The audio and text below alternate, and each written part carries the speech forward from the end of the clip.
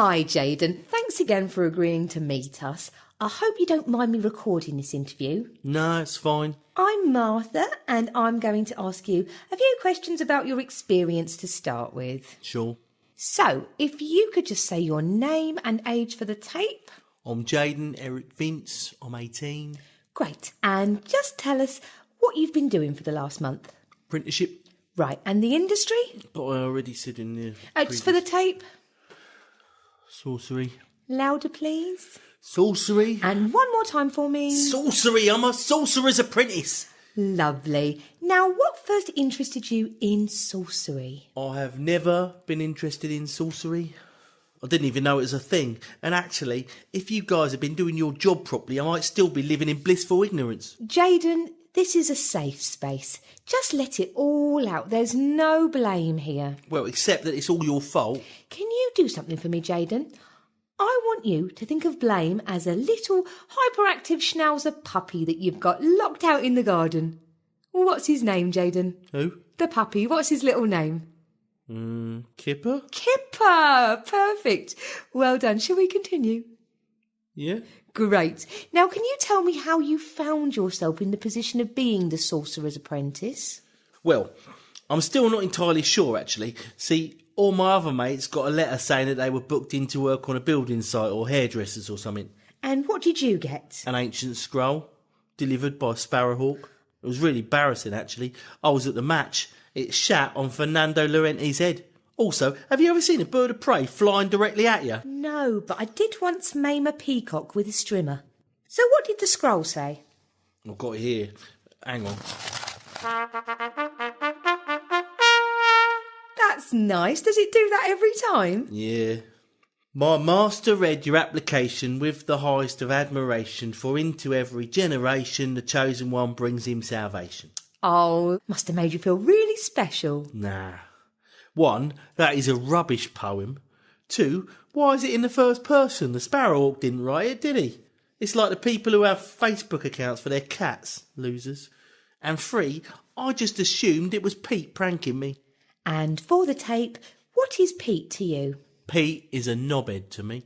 No, I meant, well, is he a friend? No, he's a knobhead. So, what action did you take after you received the scroll? After cleaning the orc shit off my Burberry, I just went to bed. Didn't think any more of it. Until I woke up lying on the stone floor of the castle, living in some village called Camelot, and wearing what I later discovered to be peasant rags. Well, that must have been rather exciting. No. The guidelines say that they're supposed to warn us if it's going to be residential. I didn't even have me inhaler. I see. Well, that's completely against policy, obviously.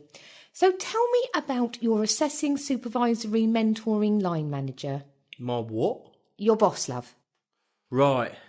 So, just when I'm really starting to freak out, the gaffer struts in and introduces himself.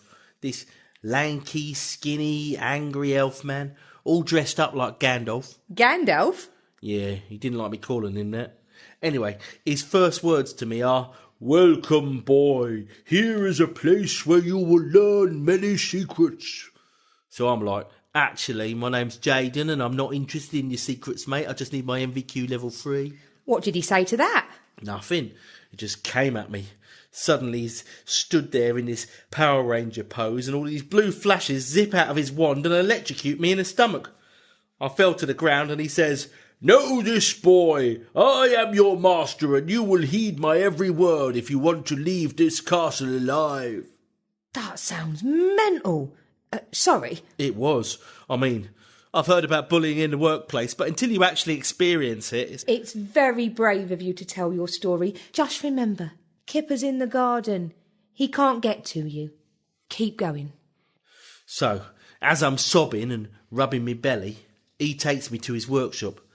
Now I can see why he needs the help. It's really dusty and the shelves are heaving with all these bottles stuffed full of weird things. There's bat wings, assorted eyeballs, and even one with a man's face. Proper creepy. Although, it could have been my reflection. So obviously, I'm like, hoarder, because I've seen all them programmes on Channel 5. Oh yeah, I remember one where this guy had a cellar completely filled with wine. He could have drowned. It was probably in bottles though, yeah? Oh yeah, that makes sense. So anyway, Walder Frey starts showing off. He's using his wand to make all these bottles fly off the shelves and stuff. Sounds amazing. Yeah, maybe it would have been if he wasn't so up himself about it.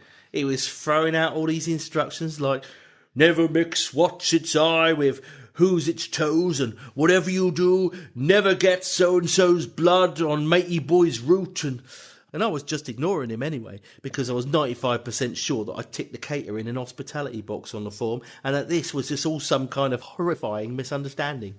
Did you try and voice any of this to Mr. Merlin. To Mr. Merlin?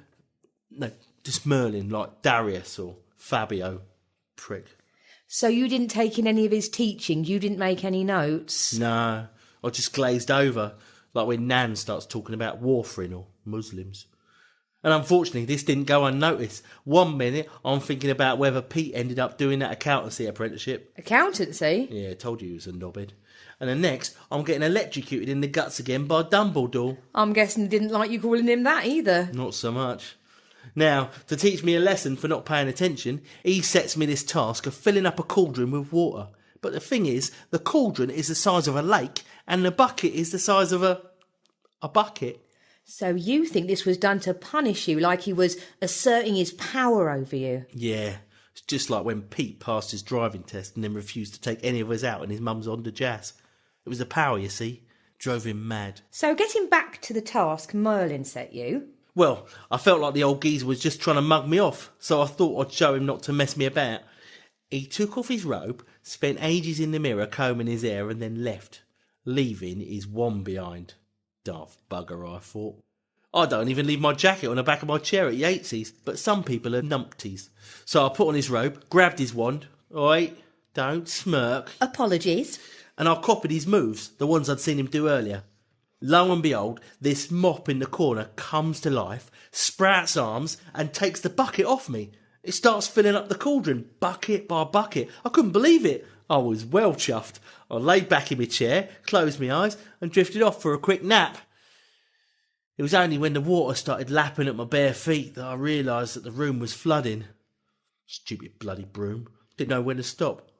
I tried to tie it down and nothing worked. In the end, I found an axe and, well, all got a little bit the shining after that. And Merlin returned? Yeah, he wasn't very happy. But he did go through the proper procedures. Spoke to your coordinator, discussed disciplinary action. Not exactly. He put me in the city stocks. Oh, babes. For 3 days. Right. Jaden, I'm sure you know that the safety and well-being of our apprentices is the most important thing to us. I wish I could tell you that was the end of it. There's more? Hang on, I'm going to need a continuation sheet. After the stocks, things were better for a while. He started to teach me basic magic stuff. Rabbit out of hat, rabbit out of cauldron, cauldron out of rabbit. That was a bit grim. We went on quests to find obscure ingredients and on missions with King Arthur and his knights. We rescued damsels in distress and villages under siege. It was all good. He even confided in me that he was nobbing King Arthur's sister. Oh! I thought we'd bonded a bit, you know. After 2 weeks, he said I could return to my land. Although he stressed that he might have to call on me at some point. I didn't think anything of it, to be honest. Thought he was just covering his backside in case I'd mislabelled some dragon dung or weasel toes, but, well, I guess he read my complaint letter. Yes, of course. So you said that what started out as a bit of light stalking quickly escalated to full-blown harassment. Can you explain? Well, basically, he just kept turning up out of nowhere. First time was brilliant. I was down the pub with Chelsea Louise, my girlfriend, Pete and a few mates. Suddenly, the lights start to flicker and the floor begins to quiver. Everyone's looking at each other like, is this an earthquake or something? But how could it be an earthquake in Chobham? Maybe it's something to do with fracking. I knew we should have signed that petition. When suddenly I hear Merlin's ghostly voice saying, Jaden, Jaden, we need you in the other world. Then this hand slowly appears from my pint glass and hooks its finger beckoning me in. So I stand up, chest all puffed out. Sorry guys, duty calls. Looks like Camelot needs me. I winked at Chelsea Louise, flipped Pete the bird, grabbed onto the hand, and it pulled me through my own Carlsberg export and into another realm. I can still hear the cheers and applause as I was whizzing through the interdimensional portal. How did you feel? On top of the world to begin with, yeah. Nice to be a legend in your own boozer. But it was short-lived, I'm afraid. You see, the real reason he dragged me through time and space was so that he could settle a bet with his local innkeeper. And the bet was? That I wouldn't give up an evening with my girlfriend to come back to Camelot. Oh. And rather than sending me back to my world in style, he just chucked me back through the portal. Oh dear. Into the mid lane of the A347. Not Bournemouth. That's completely inappropriate and negligent. So you said that was the first time you were interrupted in your private life? Second time I was on the loo. Good God. I was mid. Yeah. And suddenly I hear, Jaden, Jaden, echoing around the bathroom. Just as haunting and ghostly as before. Oh no. Not another hand. No. Not that. I looked over to the toilet roll thinking I need to finish up quickly when suddenly there's his face just staring at me from the bog roll like an angry Santa. What did he want? He said, Quick, young Jaden, there is little time. I need you to return to Camelot immediately. He sounded so worried. I agreed and said, What do you want me to do? Dive into your toilet, Jaden. What? He told you to... Dive into the toilet, yeah. And you... Head first. I see. I hope at least he had a very good reason this time for dragging you away, and under such humiliating circumstances. It was worse than that, though. It wasn't even a portal. Cracked my nut on the porcelain. Wish I'd flushed. The same innkeeper as before had bet him that he couldn't convince me to jump into my own privy. You have my word that this will be investigated to the full, Jaden. Please continue. Well, after that, he just kept popping up everywhere. His face appeared at Chelsea Louise's parents' house during Sunday lunch. And believe me, no one wants to eat a turkey when it's had a wizard's gnarled face stretched across it. Chelsea Louise had just about gotten over that experience when we sat down to watch a film, only to see Merlin's wrinkly mush appear on Sharon Stone's face in the middle of Basic Instinct. At least it was on her face. Do you mind? So it even affected your relationship. Well, yeah. Chelsea Louise screams the house down. Her dad runs in with a baseball bat, thinking we're both being murdered, and we all decide that the best thing for everyone concerned is that I go home, alone. I'm very sorry to hear that. Multiple times a day. Jaden, Jaden. So relentless that a couple of times I just gave up and went with him to Camelot. Thought if I gave him what he wanted, maybe he'd lose interest and stop calling me. Did it work? No. One time he called on me to help him decide which robe he should wear on a date with the king's sister. The next he needed me to go to Curry's and get him an Amazon Fire Stick so that he could watch the Grand Tour. Not exactly end of the world stuff. I suppose not. The final time, and I know I should have known better, he called on me to meet him at a card game. When I got there, I realised he'd not only used me as a wager, but also lost me to a wealthy travelling dung salesman who managed to drag me half the way to Lyonesse before I escaped. Lyonesse? Yeah, it's a town of Arthurian legend. Oh, that's a useful piece of information. No, it isn't. You managed to escape? Yeah, so it was then, while I was sheltering in the cave of a kindly griffin, that I started to worry about my future. My future and my mental health. I hadn't seen Merlin process one timesheet or fill in even one assessment form the whole time I've been with him. I actually started to doubt whether he even owned an induction booklet. He's the face on my alarm clock when I wake up in the morning. I see him shining through the butter on my toast or protruding through my boiled egg.